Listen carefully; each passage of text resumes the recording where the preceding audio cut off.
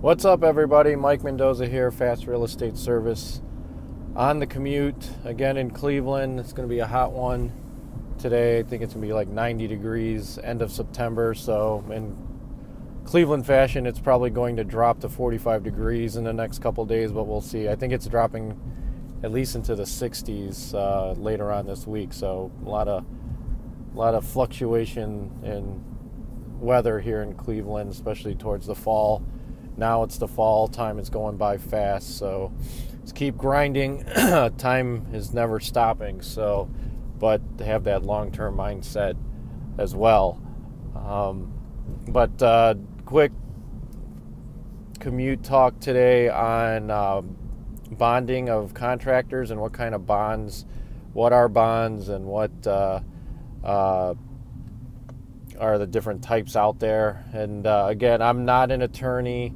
I highly recommend that you get with your attorney to talk about these things because, I don't claim to be an attorney. I don't play one on TV, the internet, or anywhere. So, but just from my limited knowledge, just for your informational purposes, bonding is different from insurance, where the insurance company has to defend you as the insured, or whoever is insured.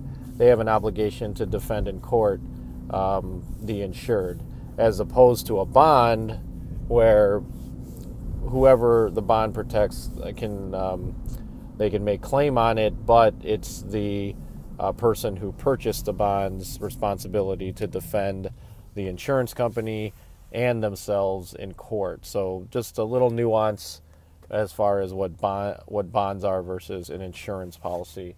And then in construction, what I know, the three different types of bonds are bid bonds, performance bonds, and payment bonds. So in a nutshell, very quickly, and you can look this up on the internet, I could be mistaken, but bid bonds are bonds that are obtained by the contractor to protect the owner or whoever's requesting the bid against underbidding. So if you have three contractors A, B, and C, contractor C gave the lowest bid, and then let's say, and this is more for public construction, private construction,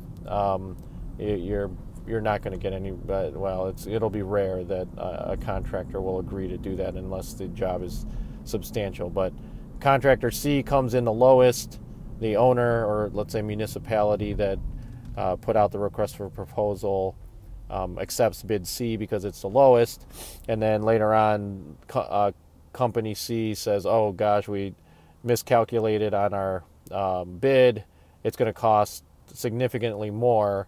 And then, if that's the case, the municipality or owner rep can lay a claim to that bond to make up the difference. So that's bid bonds. Performance bonds are if a contractor who was awarded the bid doesn't complete the terms of the agreement. Let's say somebody's building a building, that construction company goes out of business for whatever reason and doesn't finish the project, then the owner can go and lay a claim on the performance bid to get the monies to hire another contractor to finish the job. And then lastly our payment bonds, and this is to protect subcontractors who are working for general contractors or the prime contractor on a substantial job, where for whatever reason, if the main contractor or general contractor does not pay the subcontractor can lay a claim against the payment bond, to get paid as long as they've completed all the terms, and they can prove that they've completed all the terms in their contract. So check with your municipality. All municipalities are different, so they might require different things for different construction amounts, and then it could be required by lenders or other interested parties who maybe putting up a significant amount of money to invest in the project. So, all right, that was just a quick one. Again, get with your attorney to talk about performance bonds. See what's out there, see what's realistic for you. For most smaller investors, you may not be able to find contractors who would agree to that because they're smaller jobs. And when I talk about smaller jobs, anywhere between, let's say, under $1 million, or maybe even under 500,000.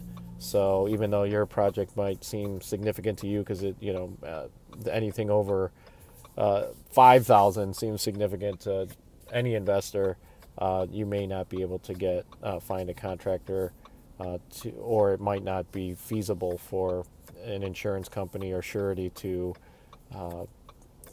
issue a bond for that purpose, whether it's a bid bond, performance bond, or a payment bond.